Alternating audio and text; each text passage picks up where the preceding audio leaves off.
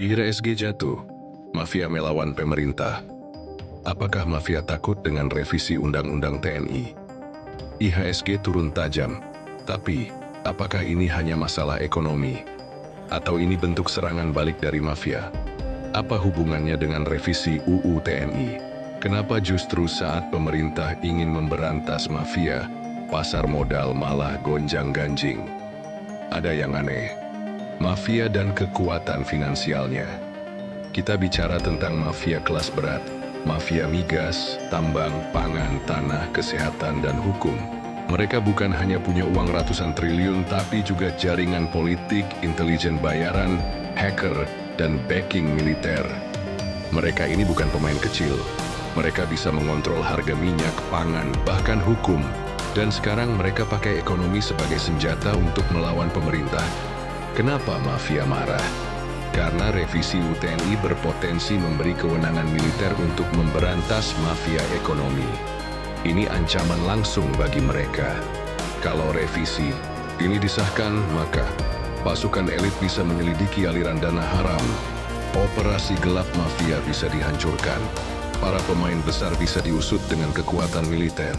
Ini artinya jaringan mafia yang selama ini bersembunyi bisa kehilangan kekuatan mereka. Dan mereka jelas nggak akan tinggal diam. Strategi mafia melawan pemerintah.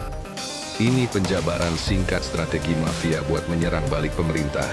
Jual saham besar-besaran, bikin kepanikan di pasar.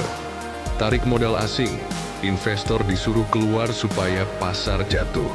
Sibar propaganda lewat media. Biar masyarakat menolak revisi Undang-Undang TNI. Mainkan harga pangan dan BBM. Bikin rakyat marah ke pemerintah. Mereka tahu kalau ekonomi dihancurkan, rakyat bakal ikut melawan pemerintah. Ini bukan teori konspirasi. Ini permainan kotor yang sudah terjadi berkali-kali. Bukti nyata mafia menggunakan ekonomi sebagai senjata. Ingat kasus mafia migas yang bikin harga BBM melonjak? Mafia pangan yang sengaja menimbun beras?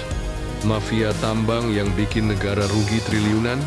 Semua ini adalah bentuk nyata serangan ekonomi. Setiap kali pemerintah mencoba memberantas mereka, ada serangan balik. Dan sekarang, mereka menggunakan IHSG sebagai alat perlawanan. Apakah pemerintah akan menyerah? Sekarang pertanyaannya, apakah pemerintah akan mundur atau melawan balik? Lacak aliran dana yang bermain di pasar. Gunakan intelijen dan militer untuk mengusut mafia ekonomi. Jaga kepercayaan investor nasional dan asing. Bongkar siapa dalang di balik serangan keuangan ini. Kalau dibiarkan, mafia akan terus menguasai ekonomi kita. Tapi kalau dilawan, mereka akan menggunakan segala cara untuk mempertahankan kekuasaan. Pertanyaannya, mafia versus pemerintah. Siapa yang akan menang? Jadi guys, kalau IHSG turun, terus mungkin bukan karena ekonomi yang lemah, tapi karena mafia yang lagi ngamuk. Apa pendapat kalian? Mafia bakal menang atau akhirnya tumbang? Tulis di komentar.